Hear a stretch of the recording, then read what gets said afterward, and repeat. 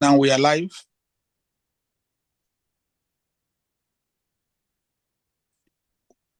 And start.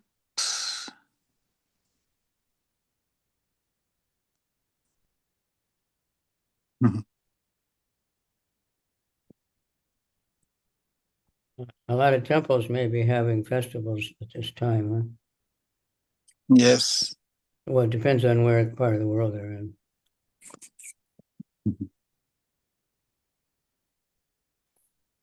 But in Africa, it would be the time of getting ready for a festival.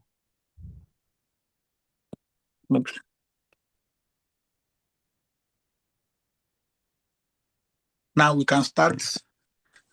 Let me see if I will share this. Play some kirtan. Sharing. I'm coming.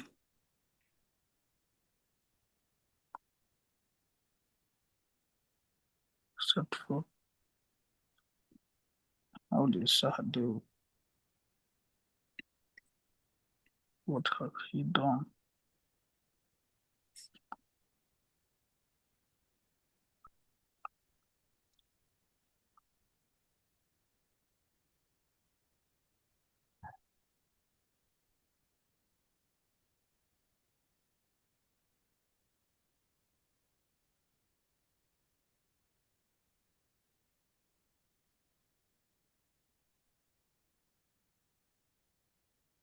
Hmm.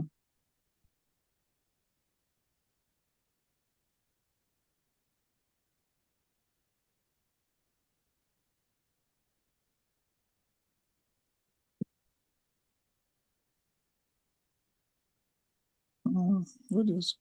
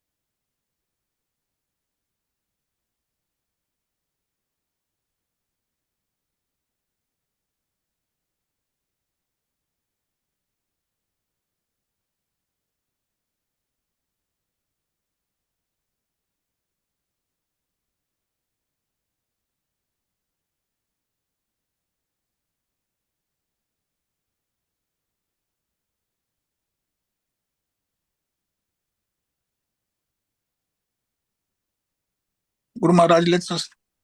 It's difficult to connect. I don't know what they remove from here. We can start, please. Okay, we'll just start with the verses. Yeah. Do you have the book? I have. Please. This is a third canto, chapter 9. That's number 26. And the chapter is very important. Brahma's prayers for creative energy.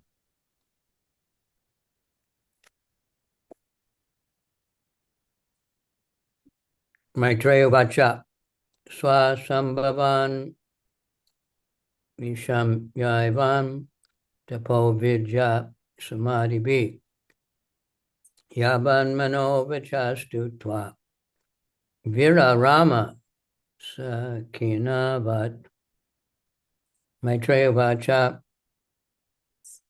Swasambhavam Nisham Yaivam Tapo Vidya Samadhi Yavan Mano Vichastu Twa Vira Rama Sakinavat Maitreya Vacha Swasambhavan Nishamyavam Tapo Vidya Samadhi Yavan Mano Vichak Stutva Vira Rama Sakinavat.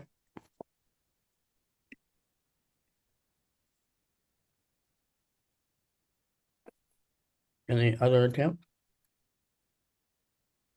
Yes. Maitreya Uvacha Swasambhavam Nisamyam Vam Tapo Vidya Samadhi Biha Yavan Mano Vachaha Studva Virarama Sakinavat. How much?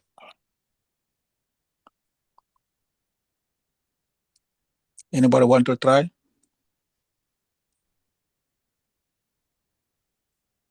Or Gopal, come on. You don't have a book. I'm not seeing the verse on the screen, Shilagirudai, and I'm trying to. It's not posted anywhere. Yeah, the sharing is not showing. Can you give me the share screen? Yes, let me see. Krishna, Hare Hare, Hare Hare. Can you give me permission to share? I'm coming.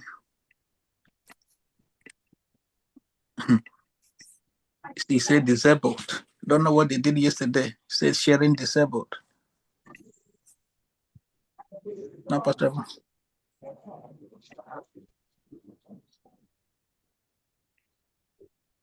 Let's go on. It's not possible to share screen.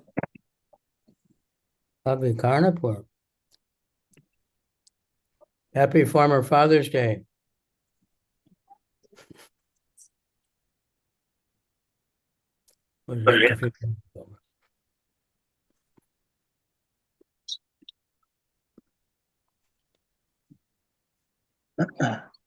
Okay, I'll just do the word for word.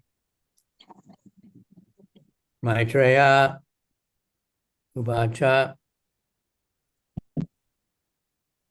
You can all hear that, right? Yes.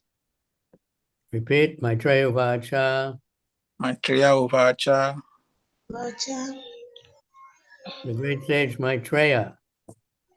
Great sage Maitreya. Yes. Swasambhavam. Swasambhavam.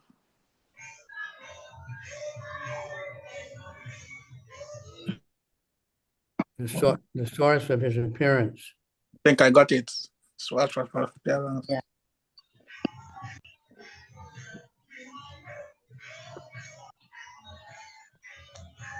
Just play music.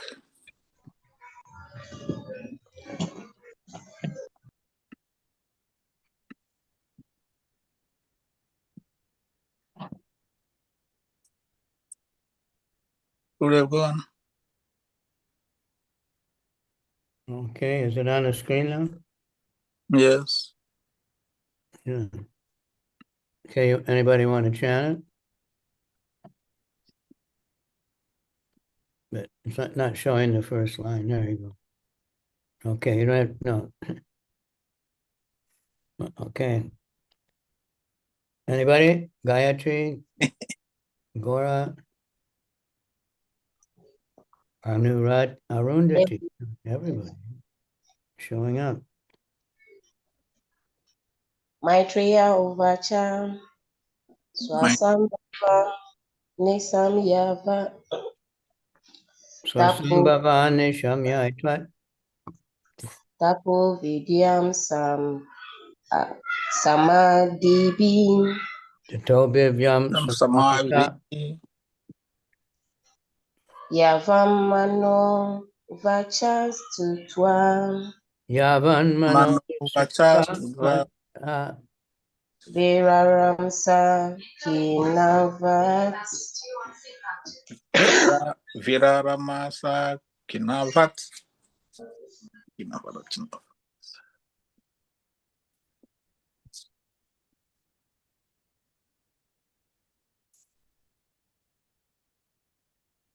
Oh, Rumara, nobody else. Okay. Not even Kavi. He's expert. Nishamya. Nisamya. By seeing. By saying. Evam. Thus. Eva Das Tapa. Tapa. Penance. Penance. Vidya. Vidya. Knowledge. Knowledge. Samadhi. Samadhi. as also by concentration of the mind. It's also by concentration of the mind. Yavat, Yavat, as far as possible. as far as possible. Mana, Manaya, mind. mind. Vacha, Vacha, words. words. Stutva, Stutua, having prayed. having prayed. Vira Rama, Virarama, became silent. became silent. Sa, Sa, he, Brahma, he, Brahma, Kinavat, Kinavat, as if tired. as if tired. Maitreya said, O Vidura, after observing the source of his appearance, namely the personality of Godhead, Brahma prayed for his mercy as far as his mind and words would permit him. Thus, having prayed, he became silent, as if tired from his activities of penance, knowledge, and mental concentration.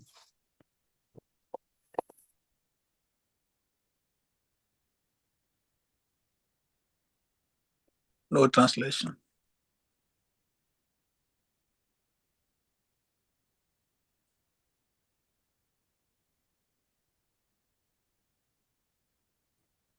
Oh, yeah, I'm usually waiting for translation, for report by Srila Prabhupada.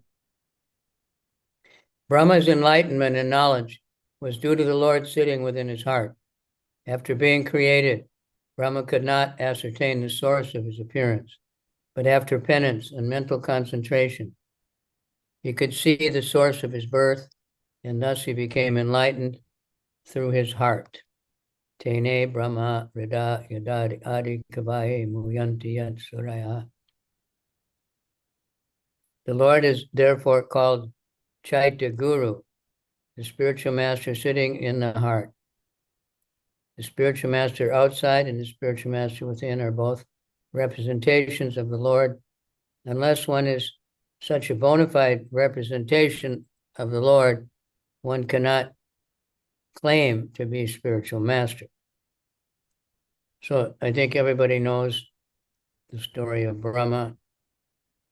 He just was on the top of this huge lotus flower, and there was nothing else. So he couldn't figure out like where he came from. So he climbed down, and at some point he didn't know what to do or anything, but he heard a sound, tapa, tapa, that was, I guess, through the heart. And so then he meditated. He understood that he's supposed to do tapasya. So for something like 1,000 years of the demigods, which is not very long for him, but he did this tapasya, and then the Lord was pleased and appeared before him. Then he could remember and know that he had to recreate the whole universe again. And he made these prayers that are just finished. And I was just told that one of our acharyas said, the Brahma Samhita, that's like the preliminary prayers of Brahma. And these prayers are mature prayers.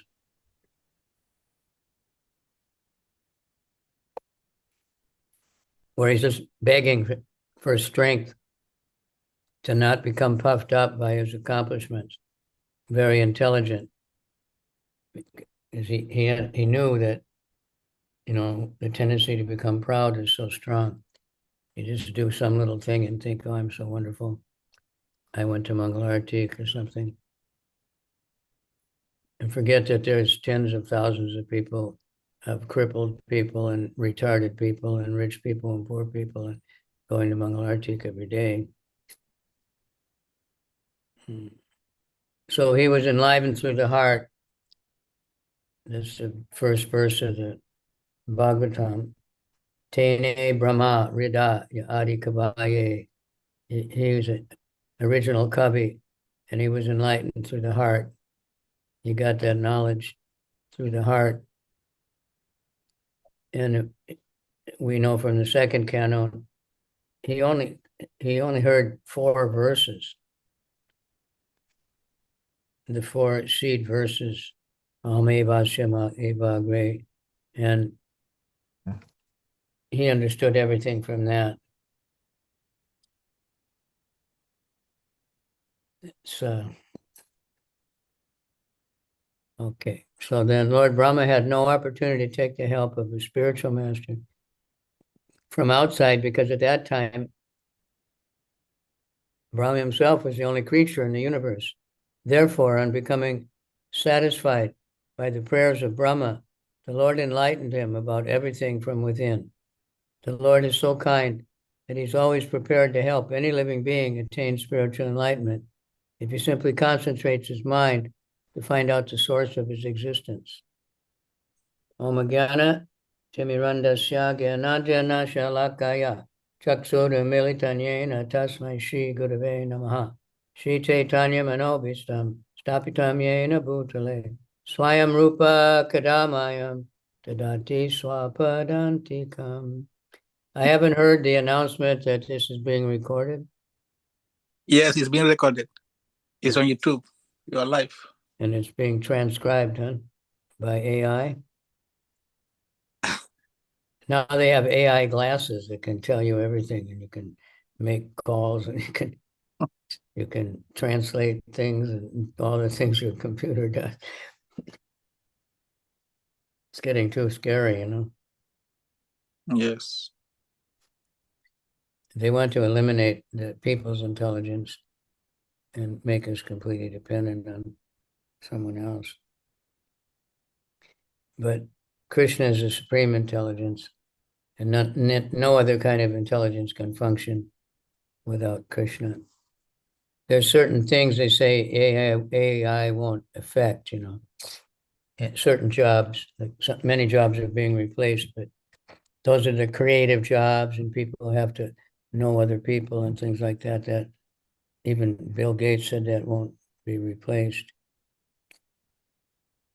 So Brahma, he's the first created being. He's the first guru. Adi Kavi, Adi Guru, many names of Brahma. And he taught Narada Muni. And then he told him, you travel and preach everywhere. He created Narada Muni just for that purpose, actually, after he created all the sages. And then he thought, we need one person that's simply teaching bhakti and nothing else. So he taught Narada Muni not only in 4 verses, but quite a few chapters. And then Narada Muni, ever since, has been traveling and preaching all over the universe. The same thing. And so we have more and more slokas. We have the Bhagavatam in some planets is 1 million slokas. Here it's only 16,000. But it's always expanding because the commentaries of it, all the acharyas, are also Bhagavatam. So it just is expanding constantly. And Prabhupada was especially empowered to present it in the language of the Malechas and the Yavanas and the cow killers and all that, and make them understand, make the people of the rest of the world who were born in very degraded conditions and mostly were sinful their whole life, into first-class Paka Vaishnava Brahmins. So Lord Brahma is a fascinating character. He has to work in the mode of passion, so he knew that. So he was praying not to become overwhelmed by that. He did it for one moment, lust after one daughter he created, but he immediately left that body because it's a mental body, and carried on. So he sits on top. He doesn't get involved. He's the father of the demons and the devotees. So if a demon does his tapasya, does the yajna, then he'll give him the reward. If a deva, also he'll give him the reward. He's equal-minded. But just speaking of spiritual intelligence, I was told today is a TT of Bhakti Tirtha Swami's appearance. So if you want to talk about intelligence, he's like kind of an inconceivable example. Spiritual, material intelligence and spiritual, or applying material intelligence to spiritual things, however you want to look at it. And he was a great empowered personality. I hope that, now many of his, recently, I guess it's because his Parents' Day, has read many of his lectures posted on YouTube.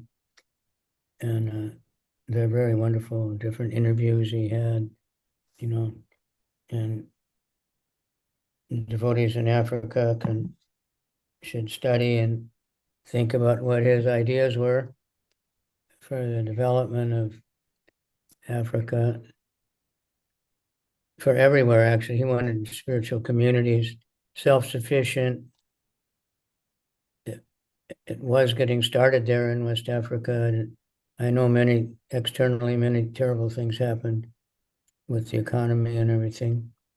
So it kind of fell apart. The cottage industries that were starting, the farming that was getting started. Now we're creeping back, and he wanted that. He didn't ask that, you build museums in his honor or something. You can do that, but first, do what he wanted you to do. That's what really honors him, is love each other. I was talking to Bhakti Vasudeva Swami yesterday, I think, or the day before, and we're saying that his power, beyond his intelligence and sharp wit, and actually astoundingly good looks, effulgence, his fashionable way of presenting himself. So he actually loved everybody. He actually had, because he had great love for Prabhupada, therefore great love for Krishna. But I know he didn't want to hear or talk about any defects in anybody, even if somebody was defective. Like we say about Raghunath Das Goswami, Raghunath Bhatta. He didn't want to hear, even if it was true, he didn't want to hear, anything bad about a devotee.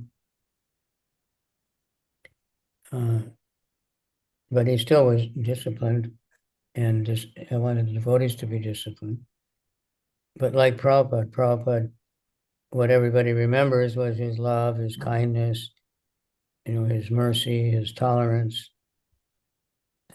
Bhakti Tirtha Maharaj had all those things very, very much. I think everybody knows him. Of course, maybe some of you were younger, but you didn't actually get the chance to associate with him. I was fortunate to have, some close association for a while. We were traveling and preaching together. He was extremely disciplined, very strict sadhana, and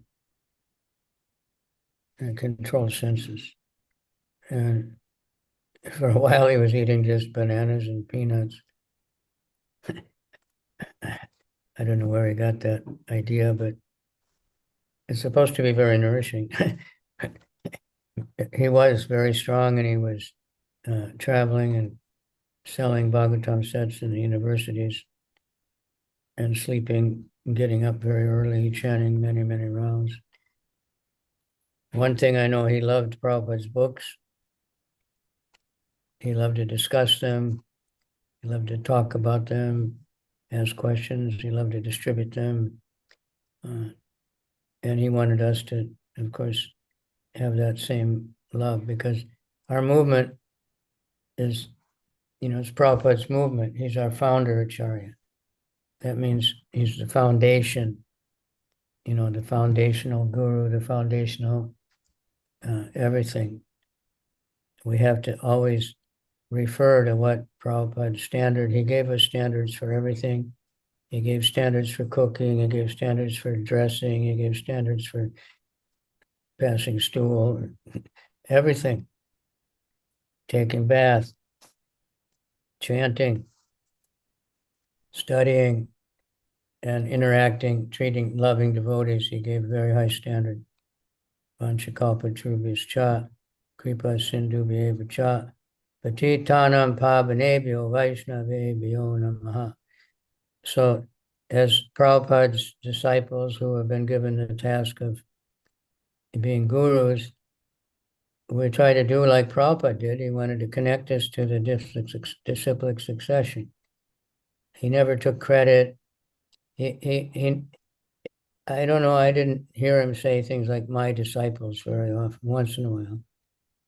The one time I did hear, I remember, he was in a class and he just all of a sudden he said, Krishna has sent me many gurus.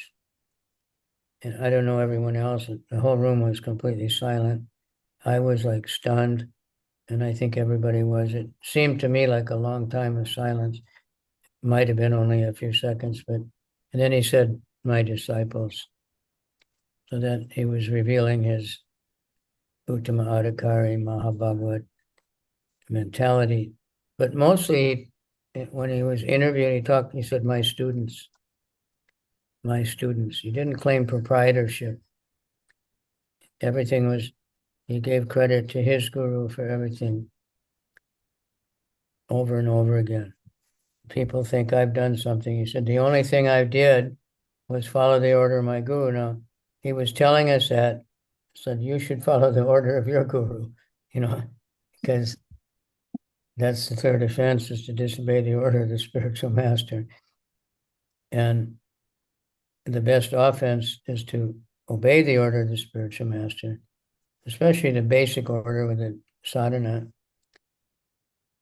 the regulated principles, and at least 16 rounds of attentive chanting, but much more chanting outside, studying, teaching, and distributing books, distributing prasadam, opening temples, and being happy and serving devotees.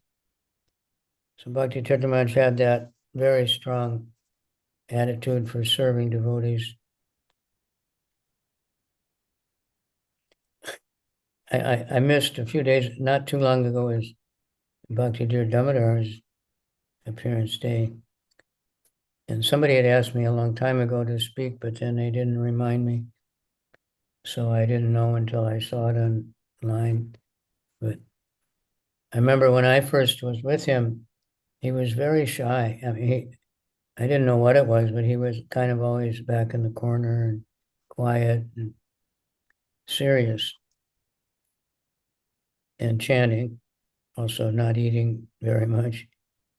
And I complained about the Tirtha. I said, he's too withdrawn, and he just said, he's shy. He loved everyone, but he had a special feeling for, reciprocal feeling with Damodar Maharaj. But now he's the furthest thing from shy of any devotee I know. He's a super in the center stage all the time and interacting with so many people and always like right in the front of everything. After Bhakti Tirtha Maharaj left, I noted that he said, I told him when I met him, it was a few weeks before he left, I said, maybe you're going to be all right, because when I came in the room, I was with Chandramali Swami.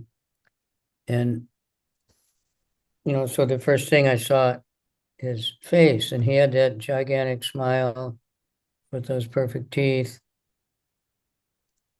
And he had tears dripping down. And I was thinking, well, he's fine. He's completely healthy. But then I saw his one arm was hanging uselessly, one leg was missing, and his body was about the size of my body. And previously he'd been quite a big, strong body. So then I understood. But then as I talked to him, I said, maybe you can live. And he said, no, he said, I can do more by leaving. So he had that idea. He had that and he orchestrated his departure very nicely by staying in Gitanagari and showing, you don't have to go to Vrindavan, and having so many devotees visiting him. If he'd gone to India, so many devotees wouldn't have been able to visit. And had the devotees at 24-hour kirtan, and preaching up to the last few weeks publicly, and then withdrawing into some kind of samadhi.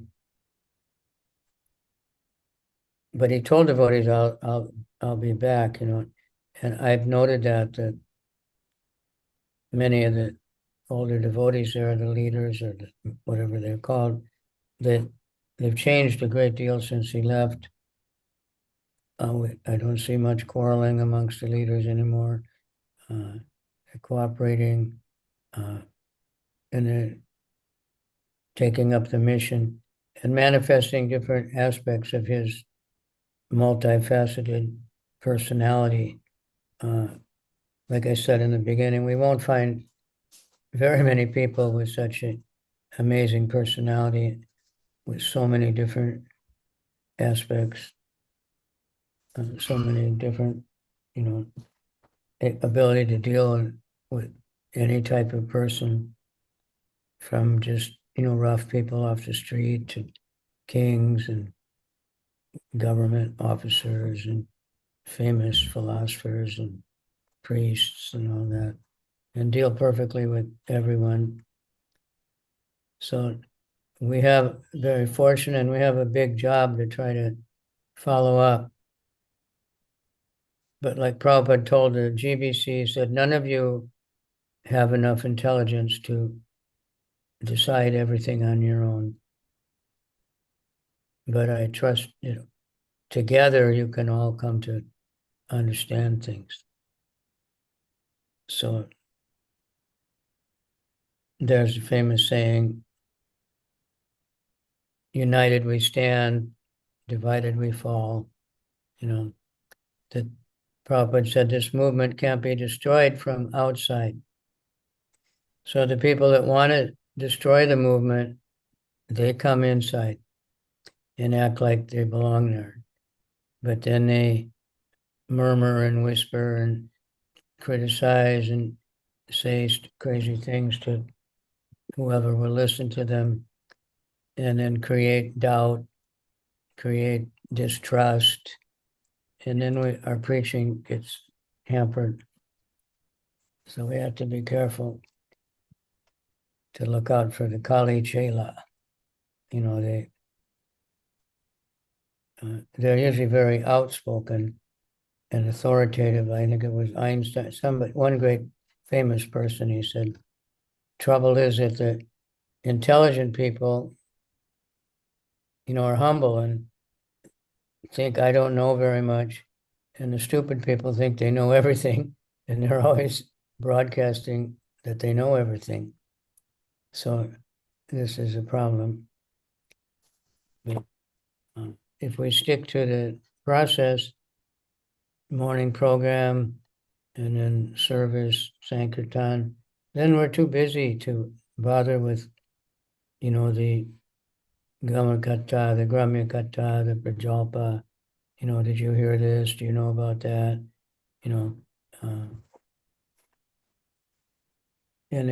Because that will eat away the foundation. We have a solid foundation. It's Prabhupada's teachings, Prabhupada's books, but not only his books. He didn't only give the books. This is something that, we have to understand. He lived amongst us very intimately and closely. He showed, how he dealt personally with all kinds of situations, and some very difficult situations, externally and internally in the movement. Dear disciples falling down, the government's attacking, his godbrothers in India attacking, the Goswamis in Vrindavan attacking, and he dealt with genius in any field dealing with law. Prabhupada, twice he had very serious legal problems, and Prabhupada told the lawyer what to do and what to say. The lawyer said, it's impossible, you could never win this. And Prabhupada told the lawyer, you do like this, you do like that, both in Bombay and in the early days in New York, when the devotees were tricked into giving the money as a down payment to one cheater real estate man. They gave it, he said, if you don't give it right now, you won't get this place. And Swamiji wants this place. And they argued. Some devotees said, but Swamiji said, don't give the money and without the deed. And the guy said, that's in India. Swamiji doesn't know America. Anyway, they got bewildered and they gave a lot of, at that time, $10,000 was huge money. Even ordinarily, it was worth, much. I don't know how many times more than that much money now isn't very much. Then you could buy a house practically, a decent house. Or you could buy, I mean, my father, he had the most expensive car in America at the time. It was $7,000 or something. It sounded like really a lot. Most cars were like $2,000, brand new cars. So now 20,000 is the cheapest little mini car you can get.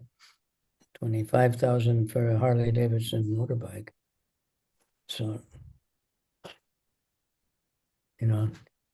so times are changing. But Prabhupada, the lawyer said it's impossible. There's no way you can get it back.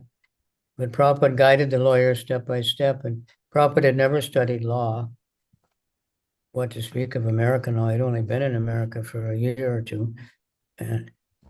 But he guided the lawyer because he was guided by the Super Soul, and we got the money back. Same thing with the cheating guy in Bombay. And the devotees signed away the thing on the advice of the lawyers, and Prabhupada got it back. So, we have to study his life. We're very fortunate now because we have, hundreds of interviews with devotees who spent some time with Prabhupada. And how he dealt with them. We have a very nice book of Prabhupada's female disciples' memories. Some of them were like Prabhupada's cook and thing. They spent a lot of time, but others, they just a few minutes, but it affected their lives so strongly. The main thing was how concerned he was always. At New Vrindavan one time, it was not cold exactly, but cool, for Prabhupada, quite cool, I guess, compared to India. And they were sitting outside, and he saw when Mataji didn't have a jacket. And Prabhupada said, why doesn't she have a jacket? And the temple president made some excuse or something. And Prabhupada said, you have to make sure, you have to ask all the ladies, are you warm enough? Do you have enough clothes? You have to take care of them. He was very concerned like that. Everybody gets taken care of nicely, materially, spiritually, and mentally. And Bhakti Tirtha definitely, did that. He was very concerned. Towards the last short time, I don't know, maybe it was a couple months,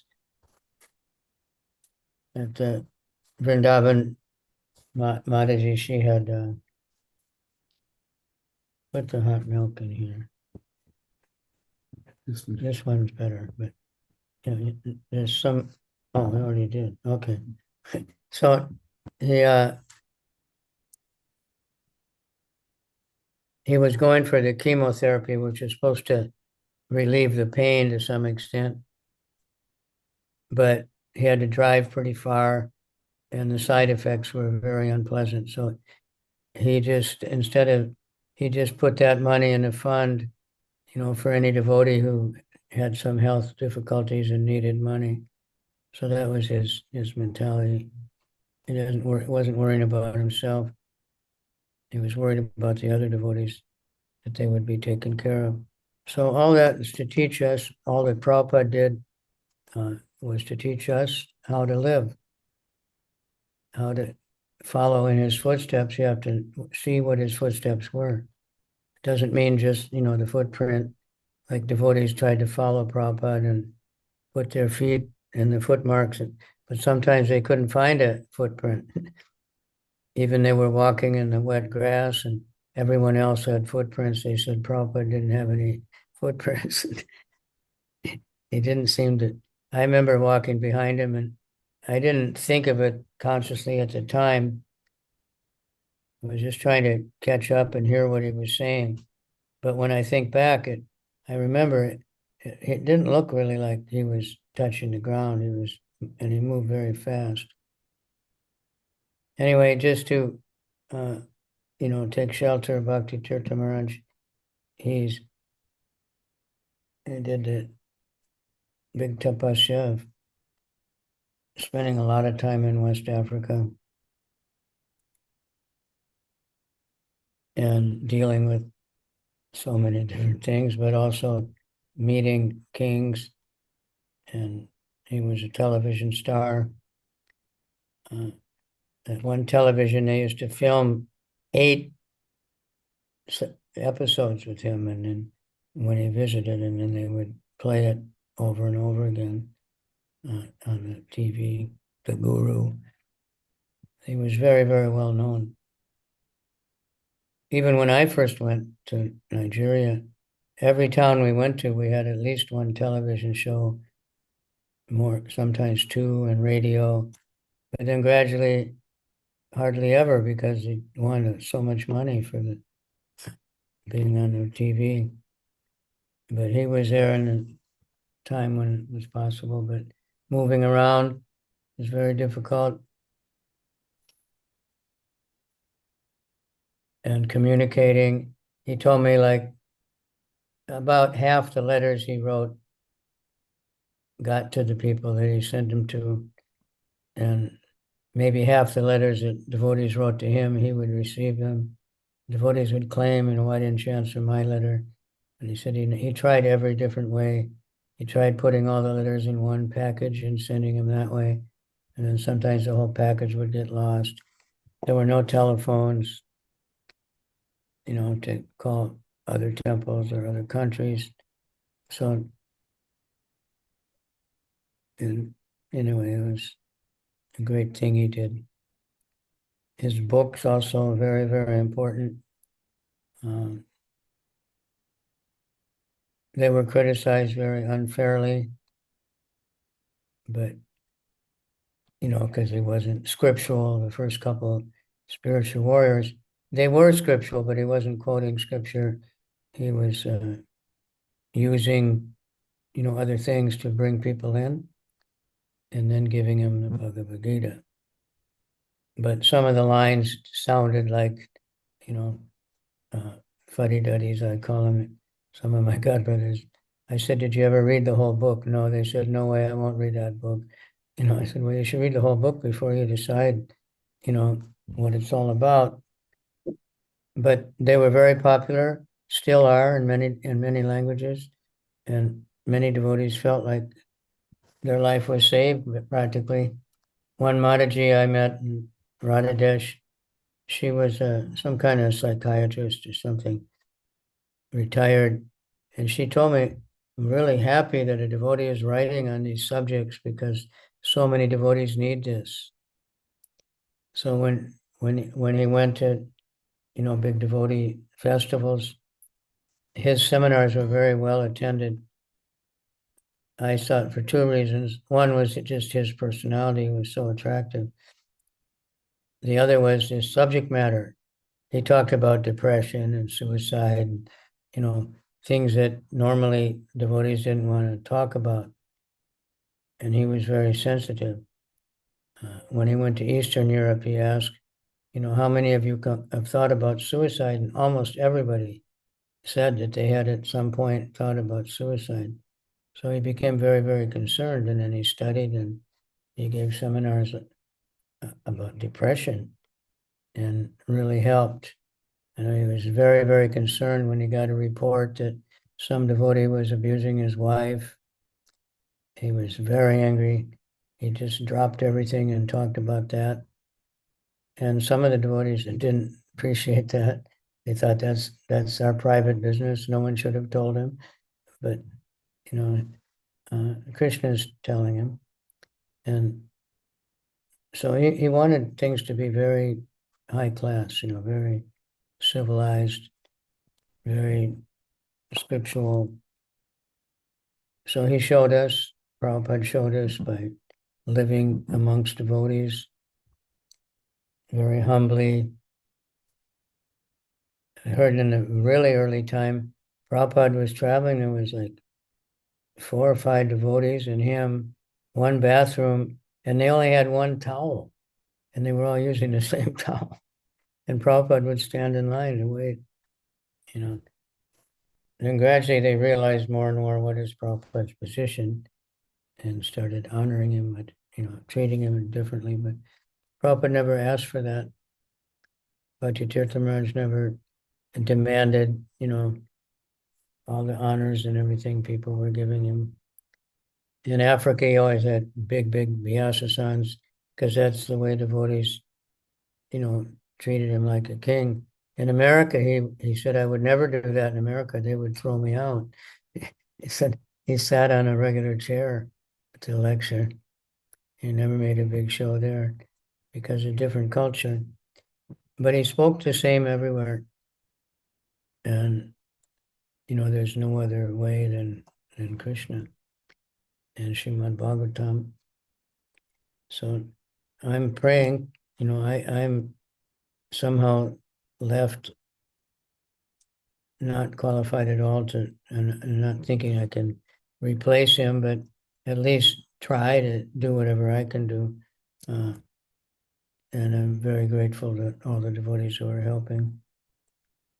And there's great, great potential. I don't know how much, there's so much news that I get about this nowadays at the Burkina Faso. I know for sure Bhakti Tirtha would have found a way to meet that Tahore guy, but I hope devotees can find some way to meet him. He's very religious. He's Muslim, but very religious. And he's making a lot of enemies from the outside European countries who've been exploiting Africa so much. And they don't appreciate his work at all because he's making Africa independent. He's taking back the resources so they can use it for their own countries. And a few other leaders are following, Mali and Niger, and others maybe coming up. And so the West will have to find a way to live without exploiting all the natural resources of Africa. You don't know what you have. And now the most intelligent family in England is a Nigerian family. The parents are from Nigeria, and they're both college professors, and the daughter, the son that's young but got the highest IQ in the world or something, and and another Nigerian or Ghanaian guy, 25 years old or something, he invented earbuds like we use for our phone to listen, but it can translate any language. If someone talks to you in German, you'll hear English. Any language, 26 languages. And quite a few inventions now are coming out of Ghana and the technical field, out of Nigeria. So something's happening. It's global shift. Meanwhile, the northern hemisphere people are threatening atom bombs and blowing each other up. And, Prabhupada said to buy a lot of land in Africa because when they start the big bombing, they won't bomb Africa. It'll all be in the northern hemisphere because they're after industry. So, get the farming going. One time long ago, he got that land donated in the Volta region. And there was an article in Back to Godhead, it's a couple hundred acres, 50 acres of farm, and schools and hospital and ashrams and guest houses, and so many things were in the master plan. So we're still waiting for that to all manifest. The land is still there. We still have possession, but we have a long way to go, Of the land. to do any of those things, But the farming is the essential thing. I know he wanted self-sufficiency.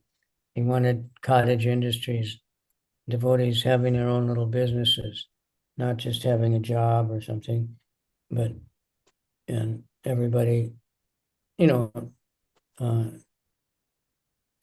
it's what Gandhi wanted. He didn't want money. He wanted exchange. You grow cotton, I grow corn, and we exchange, and we both get what we need. So that's the traditional system everywhere. So we need to work on the farming. Food prices are going up every day, and food quality is going down with all the chemicals and all the cheating. So, we need to grow our own food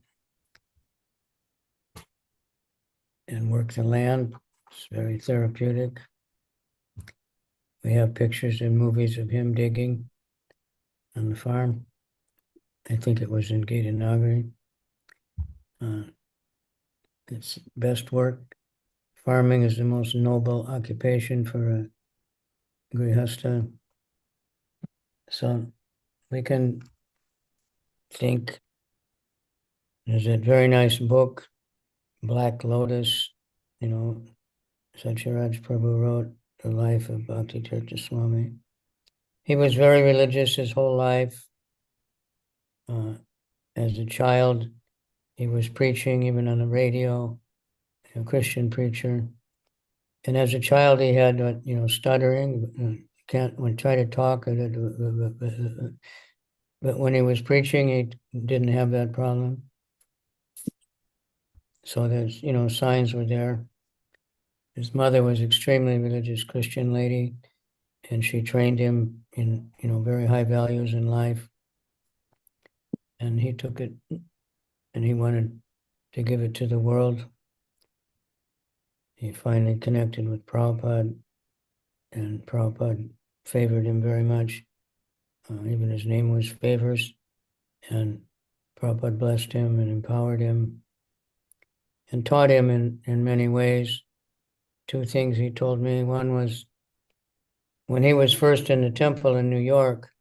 In America at that time, it was right after so-called civil rights, and the Black people had some equality, so-called equality, and they could go to the white schools and everything.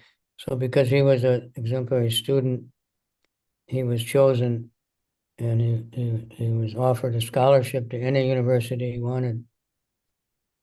So he chose this Princeton. He told me because they gave him the biggest pay. They gave him the free, very expensive Ivy League university, which had traditionally been only for very rich white boys and who had Black servants. But they paid him expense money more than anyone else, and they gave him all the clothes he needed and 2 trips back to his family a year. So he went there, and he did very well. He became the student body president or something. And even all his life, he was getting the alumni newsletters. They even did one article about, how successful he was as a preacher.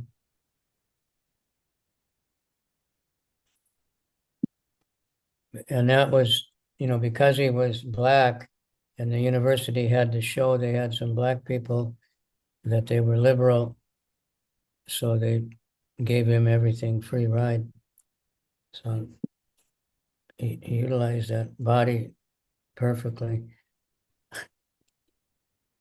So everything he did was like that. He was inspirational.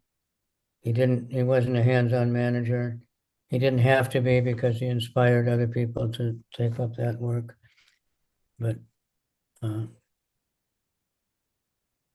we can't imitate, we can't expect to be treated the way devotees treated him, because it was reciprocal, it was out of love, and he loved you, and so you loved him. It's automatic. So take shelter, read the books about him, listen to the lectures, and they're very easy to find on YouTube. You just put Bhakti Tirtha Swami and you'll find so many. When I saw him, he was laughing. He said, Krishna took away the two things I was most attached to. He said, dancing and traveling. And one visit to the doctor is all over. His leg didn't work, couldn't dance, couldn't travel. And he just laughed. Krishna took it away. And he had prayed, Krishna, take away whatever might hinder my surrender. He especially admired Vasudev Datta, who had told Lord Chaitanya, you please give me the sinful reactions of all the people. If you think they're too sinful that they can't be liberated, and let them all be liberated, and I will stay here and take all the sinful reactions. He especially admired that and tried to think like that. So we can learn a lot by studying his life and his books. So after he was criticized that his books were not, then he wrote many books that were commentaries on the Ishopanishad, very scriptural. And the books, The Beggar, I was noting that last time I was in Africa, that he had this spiritual warrior. Always talking, we're spiritual warriors, spiritual warriors. But now are we spiritual warriors? I think we kind of forgot that's our role. And we become not beggars for the mercy of the holy name, not begging to surrender to Krishna like the book, but begging people to please help me. I can't pay my school fees. I can't pay my rent. That kind of beggar is not going to inspire anyone. We have the most valuable thing to give people. We're trying to tell them, we're begging people, please take this holy name. Please take these books, please, bow down, mister, please hear about Krishna. That's what we're begging. We're trying to beg the people to give their life to Krishna. And then Krishna will take care of all our needs. Krishna says, I preserve what you have and I carry what you lack. He's not lying, he's not making up stories. All right. So you're all whoever did have association with him is extremely fortunate. Of this group, I suppose Hari Chakra and Varaha, I know for sure, but the rest of you, you have to depend on hearing. But thank you, Gurudev. You're here because of his work, because of his coming down. All right? Yes, Gurudev. Very much. And if we have any comments or questions, Yes, Gurudev. Thank you for your nice class. My question is, you on the issue of farming community, BT SWAMI wish for. You mentioned we have a place in Volta region. I assume that is Ghana. Well, name we is have farmland all over the place, the name is called the but we biggest have to one there use is it. called Akrade. Akrade is the name, I think. You have to have people that are willing to farm, Yes. and that's where we're short. And not only in Africa, but in India, the temples have enough money to hire people to do the farming. But in other places, we have the land, like America's a lot of farmland, but no devotees want to be farmers. Mm. Nobody wants to eat only what's in season. They want to go to the market and get whatever they want. You So mentioned the it prophecy. requires a paradigm change, to make use of the land as this tapasya. You We don't mentioned have many devotees, but to live off the land, it's a lot of work, but then the reward is very, very great. But our foreign minister has been trying to make arrangements to come to Africa and for a seminar. Somehow that we haven't arranged it yet, but to teach, it's now some of the devotees are keeping cows, but they're not even milking them. Ganga Prabhu is milking. He's selling milk to the Indians, doing nice business, but growing your own food, that's another thing. We have the land, but we need farmers. And then if you farm really, but like in Akradi or whatever that land is called, someone tried to do commercial farming, but it was a disaster because they hired the local people. Then that year it didn't rain. It's a very unpredictable place. And then all the local people didn't get paid and they were threatening to kill the devotees. But we're not supposed to try to do commercial farming. We're supposed to try to farm for our own needs, and then if there's extra, we sell it or we distribute it. So we're talking about principles here. We don't want to get in big detail about who thinks this and who said that and what's really real. We just know the principle that we need devotees to farm, to dig in the ground. Even in Swedra there with Pavitra Prabhu, I hope he's been cremated. It's a horrible thing to keep the body for such a long time. I was telling Srivas all the devotees should make a will. I want to be cremated as soon as possible after my departure. Even Ganachakshu's mother called him and said, please make sure that they bury me right away, she said. Don't leave me in the morgue, please. And she's not even a devotee, but she can realize. And burial is different. The cremation is to help release the soul from any attachment you might have to the body. When he sees the body is completely burned up, then he knows he can't get back in there, can't use it anymore. And he's liberated. Maybe a devotee would already be liberated, but the attachments are very, very strong, so we never know. But somehow or other, he left his body. It was quite unexpected. I don't remember ever hearing of him being sick until that last symptoms came up. And then it was only a month or two before he left.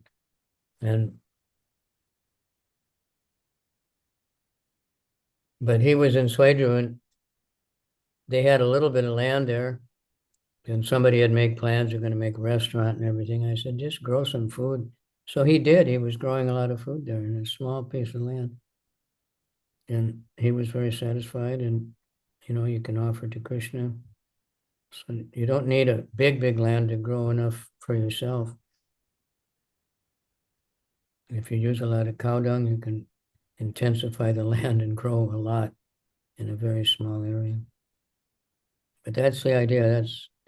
We need love and trust, and we need communication. I asked the AI one time, how can we avoid conflicts? And it gave it right away, like a 1-page. The main thing is communication. So everybody knows what everybody else is doing, for sure. And nobody's just making up stories or going by what somebody said, that somebody said, that somebody said. So communication is extremely important.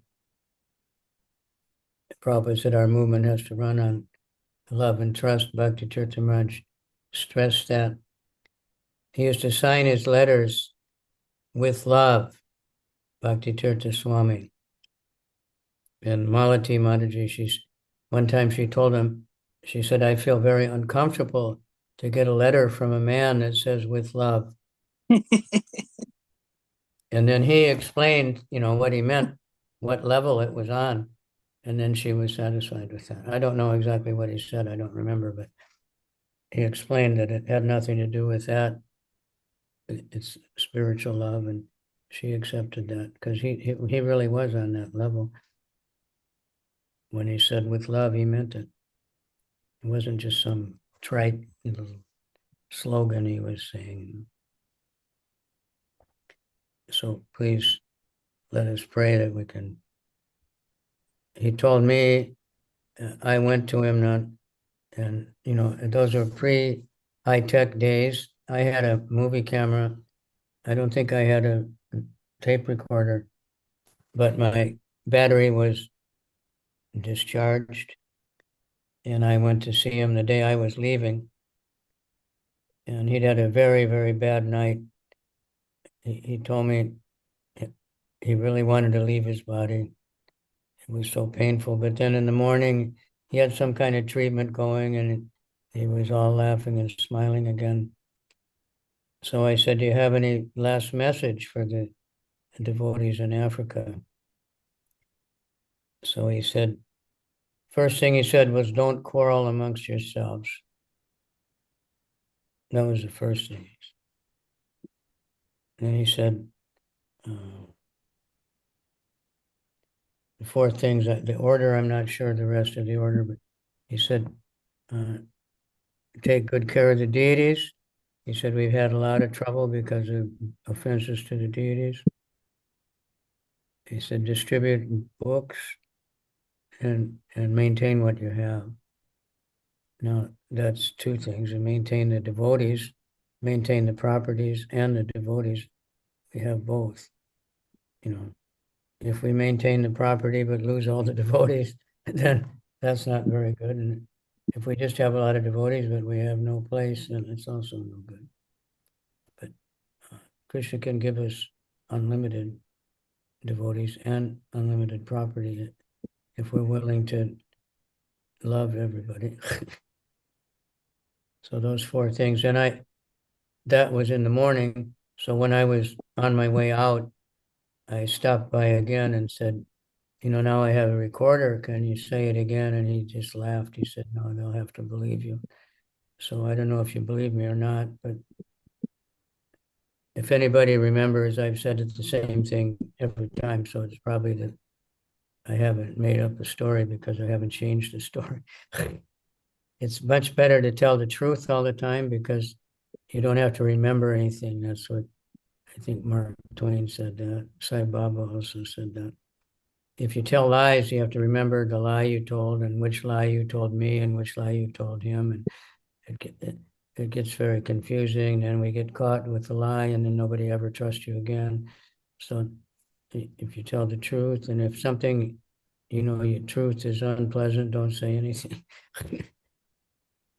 Talk about Krishna, the absolute truth. All right? Yes, Gurudev, thank you. So we want to, thank Kosha Prabhu for organizing this, what do you call it, platform? And who's inviting all the guest speakers? Sahadeva and Saleka. and Giridhar Mataji. They're doing a good job, you know, you're getting a lot of Yes. very senior speakers. I see a lot of new people I don't know also. And the ones I heard, they're very good.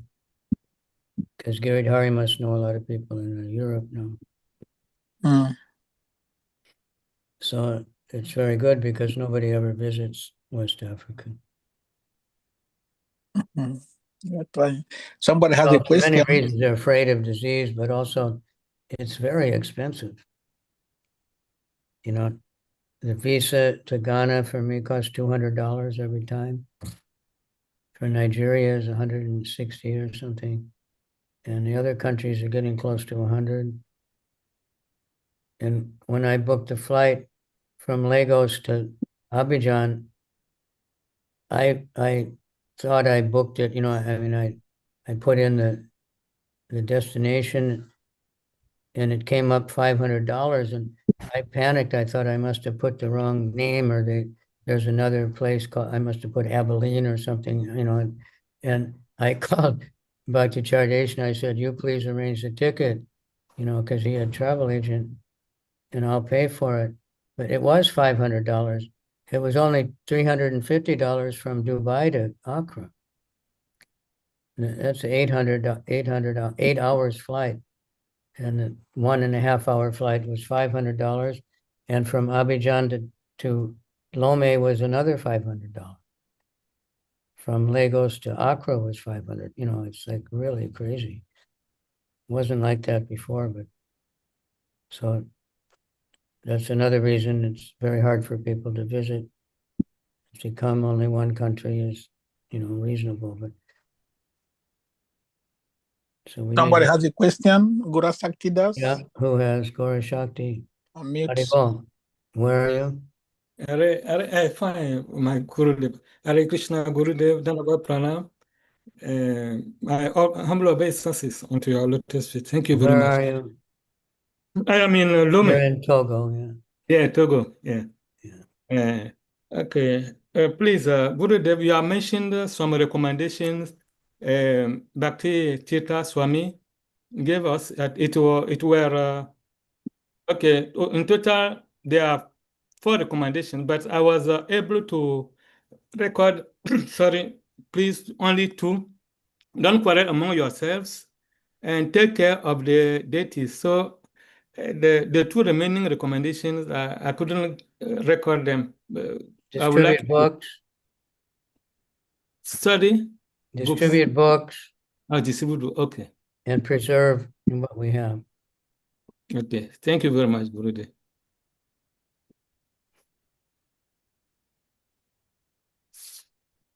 Hare Krishna. Of course, he talked about farming a lot, but in that particular time, you know, he was, you know, only 3 or 4 weeks before leaving his body.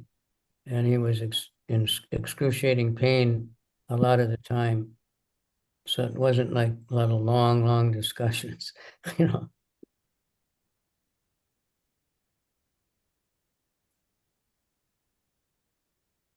And he was still writing, like he wrote that Die Before You Die and a few things during that time.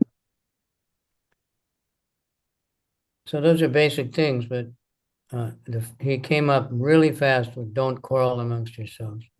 This is our destruction. This Kali Yuga means quarrel. Kali means quarrel. And he's always trying to foment quarrel. And he's doing it all over the world. You know, we have Russia and Ukraine, we have Israel and Iran, and then on and on and on all over the world. So many little wars. I think this Tahori and Burkina has had like 18 assassination attempts. And those are coming from other African countries where the corrupt leaders don't like what he's doing.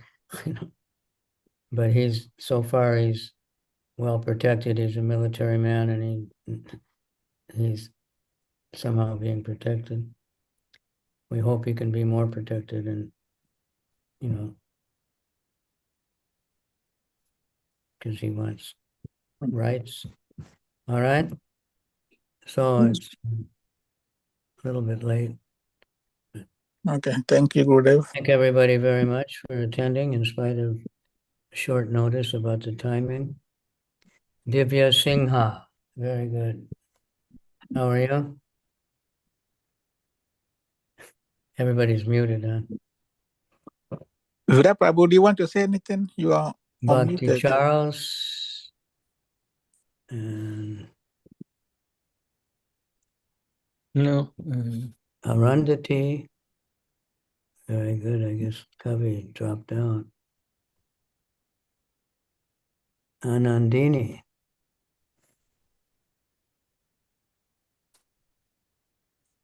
Okay, so let's all open the microphone and chant. Thank you, Gurudev. Please, we ask everybody to unmute yourself and let's chant the mantra for Gurudev for coming. Everybody together. Hare Krishna, Hare Hare Krishna, Krishna, Krishna, Krishna, Hare Hare, Hare Hare Hare Rama, Rama, Hare Hare Rama, Rama Rama, Hare Hare Rama, Rama.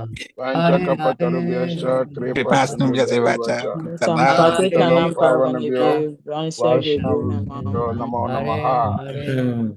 Hare Rama, Hare Rama, Hare Hare.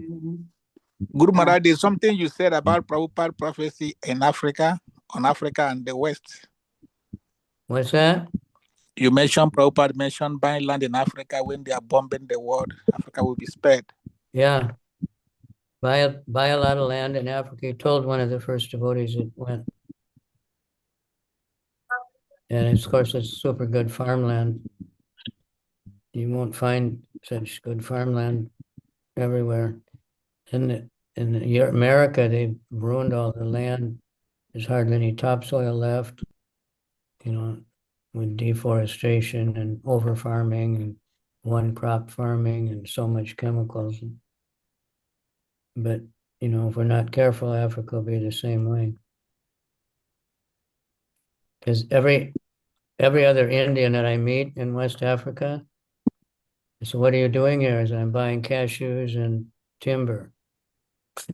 They're exporting many, many containers of timber, of lumber out of West Africa every week, and shiploads of cashews and what else. And the African people are not getting much for that. So when you buy cashews, many times it says from India, but they were processed in India, but they were grown in Africa. Now Burkina Faso has a cashew processing plant, and they're packaging them and selling themselves. So, things like that are happening. So thank you. All of you can please pick up on it. You're not, you're not inferior. You're just too humble and big example. Okay. Hare Krishna, Krishna Krishna, Hare Hare. Hare Rama, Hare Rama, Ram, Hare Hare. Thank you, Gurudev. Hare Krishna. Hare Krishna. Thank you, Guruji.